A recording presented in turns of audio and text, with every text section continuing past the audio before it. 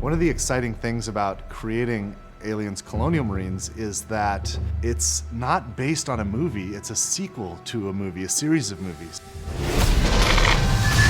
We had Ridley Scott's Alien, followed by James Cameron's Aliens. These movies defined science fiction for so many people, and it's humbling that my studio and I get to create a sequel to these films in video game form. Aliens Colonial Marines is immersive. It's fast, scary, frightening, badass, dark. How many fingers am I holding up? He's fine.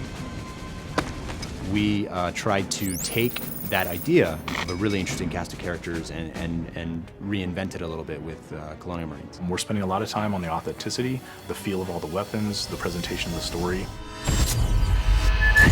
We're doing some kind of interesting things with the way that we're presenting objectives and how you make your way through the world. You know, we put a lot of effort into being extremely authentic to the films.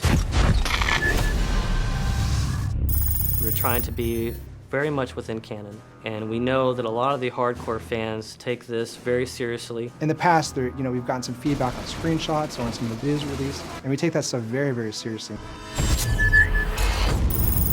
We've made changes to the game to make sure that this is what the fans really, really want, and it actually hits the expectations that everyone has.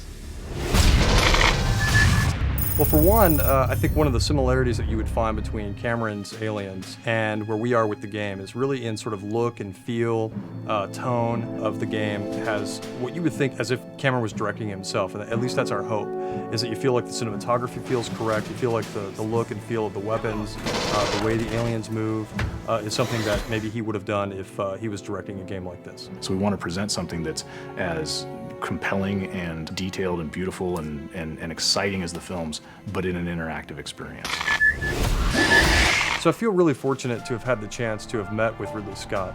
We were talking about possibly doing a Blade Runner game, which a lot of people have heard about and would love to see, and we'd love to see at some point. But in that conversation that we had with him, he also knew that we were interested in making an Aliens game. So he brought out his sort of storyboards for the movie Alien, and he went through, basically one by one, and has kind of been able to explain to us some of the backstory and some of those kind of things that we've been able to incorporate in the game.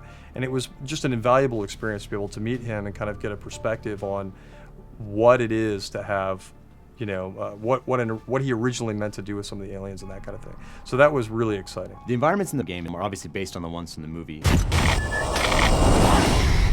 It takes place after the events of Aliens, the movie. So you're going to see 17 weeks of change. You're going to see what happened when the atmospheric processor exploded. You're going to see what the surviving aliens have done to the planet. You're going to see what Weyland-Yutani has done to the planet. You're going to see what Weyland-Yutani has done to the derelict.